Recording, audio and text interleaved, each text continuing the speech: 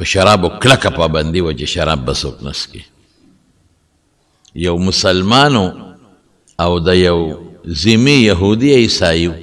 د هغه د کور نه راووته د شرابو بوتل وسره شراب یې واخیسته او چې څنګه د هغه کور نه راووته حضرت عمر فاروق یې ولیده بس پوه سړي وي دا خو غرق شوم. د امیرالمؤمنین په خپله ولیدم. یو خدای چې بل څوک را باندې ګوی وکړي نه امیرالمؤمنین په خپله ولیدم او عمر هغه له خدای دومره روب ورکړی چې خلک به ترې لرزېدل.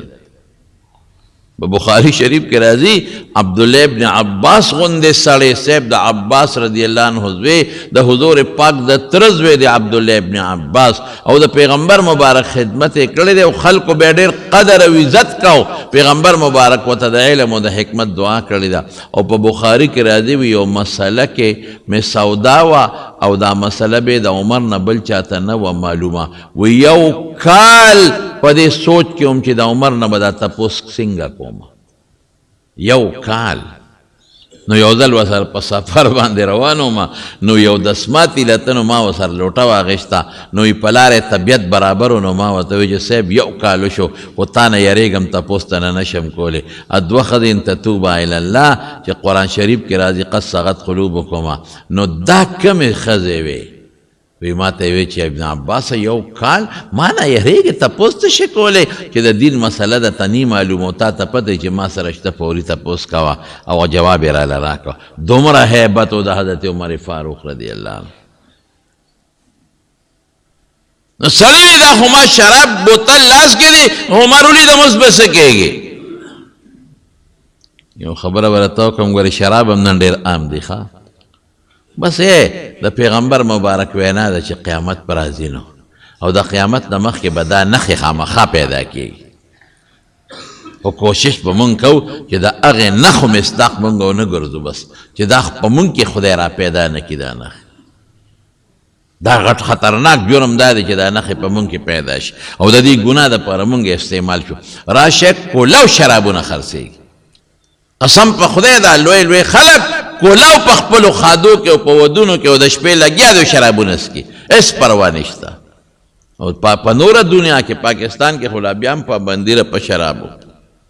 ورشئ تاسو په نوره دنیا کې وګورئ نو حیران به شئ. په ازبکستان کې کولاو شراب کولاو بلکې زه ډېر ناشنا دا وه چې تاشقند ایرپورټ باندې مونږ راتلو لاهور ته فلایټ و زمونږ نو د مانځه وختو نو په ټول تاشقند ایرپورټ کې جومات نشته چې مونږ پکې مونځ وکړو. د مسلمانانو وروسته آزاد شوی ټول ایرپورټ کې جومات نشته. مونږ یې مونځ کم ځای وکړو وي جومات نشته او هلته بې د جومات نه بار په میدان په مونځ پابندي ده. داسې په سړک باندې په فرش باندې مونځ نشي کولی پولیس ته اوچتوي چې دلته به مونځ نه کوې خو د مونځ خپل ځای دی هلته یې کوه. په ټول ایرپورټ کې د مانځه ځای نو هلکه دا به دې مونځ سره څه کوو وی یو وی دلته مه کوه بل وی دلته مه کوه. ما ملګري ته څادر واچوه سړیه مونږ نه مونځ قضا کېږي خپل کار به کوي پولیس ته یو کار سي یو ځای کې هم څادرونه واچولو خپل مونځ هم وکړه خلکو راته نیغ نیغ کتل چې دا څه کوي او دا واوره د مونځ ځای پکې نه د مونځ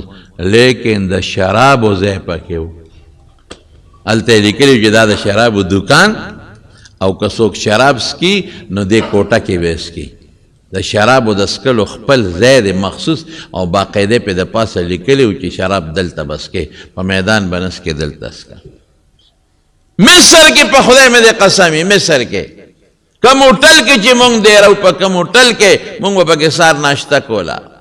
کله هم پکې خوراک کو نو یو ورځ داسې انګریزان ناست و څه نور خلک مو هر چا ځان سره خپل بوتل راوړی په میز ناست و خپل شرابونه یې څکل. هغه مصر چې صحابه فتح کړی په دوبۍ کې ورشه وګوره په ایرپورټ کې درته دوکانونه د شرابو کولاو دي مکمل کولاو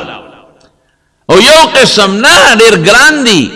ما اوریدل چې بعض شراب یو بوتل په 50,000 او په 35,000 او په 55,000 روپۍ خرڅېږي.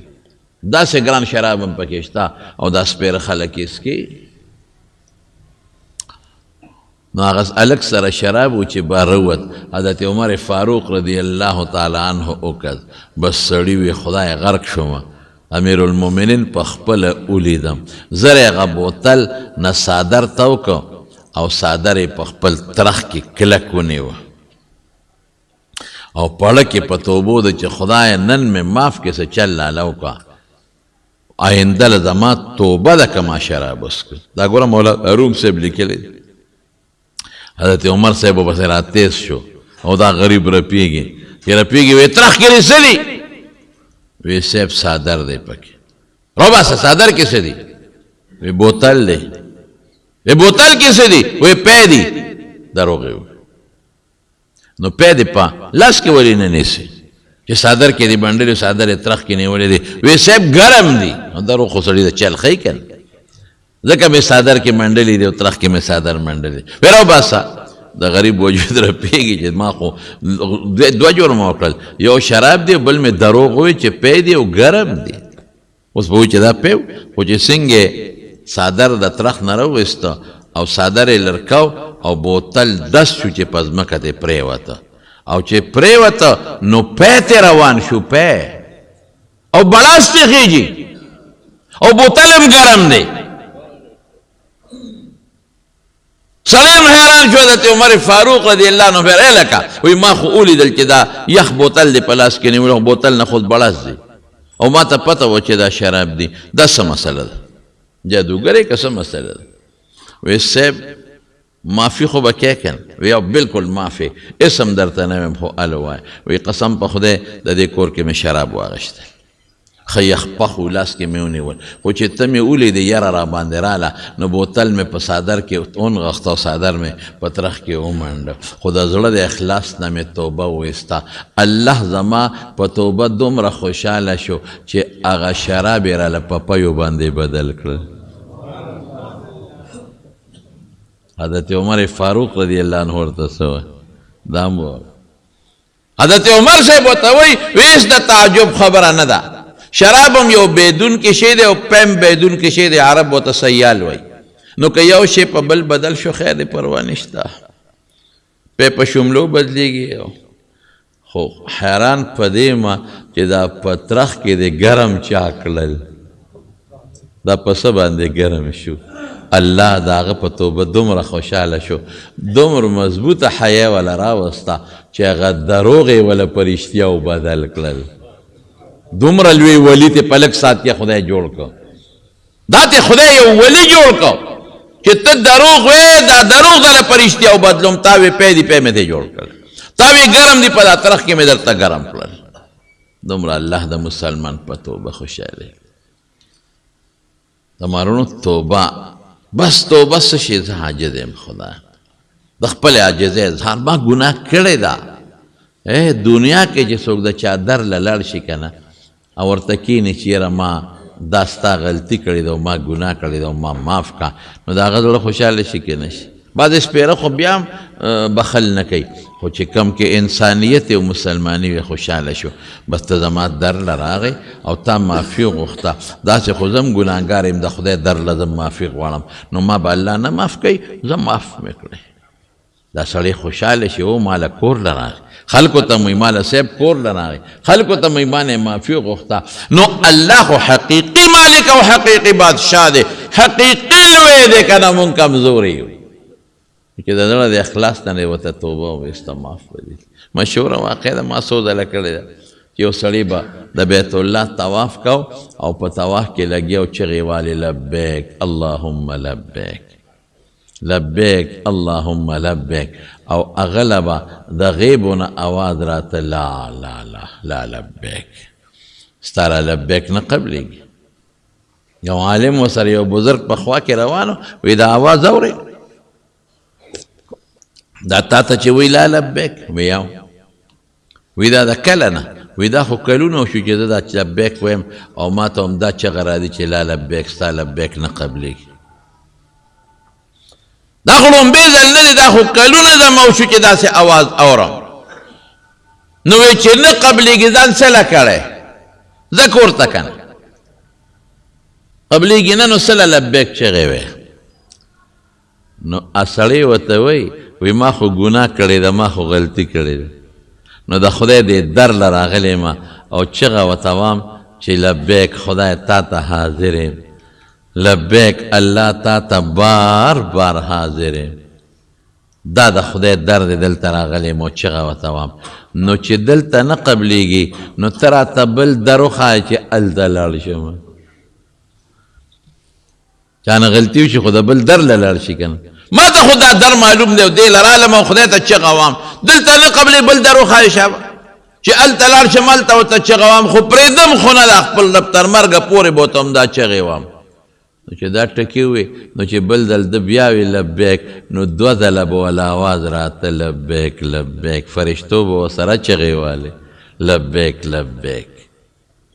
حدیث کې هم داسې راځي که نه چې څوک لبیک وایي د دنیا د ختمېدو پورې ښي طرف ته ګس طرف ته کاڼي بوټي فرشتې دا ټول ورسره لبیک لبیک وایي. دا ولې دی د خپلې عاجزۍ اظهار وکړو. یو حدیث کې راځي د ښي طرف ته فرشته انسان نیکي لیکي، دا اورئ ښه. ګس طرف ته فرشته د انسان ګناه لیکي. نو چې دا انسان کله ګناه وکړي دا ښي طرف ته مشره ده، دا آمره ده، دا ګس طرف ته محکومه ده. نو چې انسان ګناه وکړي نو دا ګس طرف ته فرشتې لیکي، نو دا ښي طرف والا ورته وایي صبر وکړه مه لیکه که توبه وباسې. نو چې لږ ساعت تېر شي نو قلم بیا راولي بیا لیکي، نو دا ښي طرف والا ورته وایي لږ صبر وکړه که توبه وباسې مه لیکه. نو چې بیا لږ ساعت تېر شي بیا قلم راوالي او بیا لیکل کوي، نو دا ښي طرف والا ورته وایي لږ صبر وکړه، درې ځله ورته وایي مه لیکه توبه به وباسي، د خدای بنده دی مسلمان دی.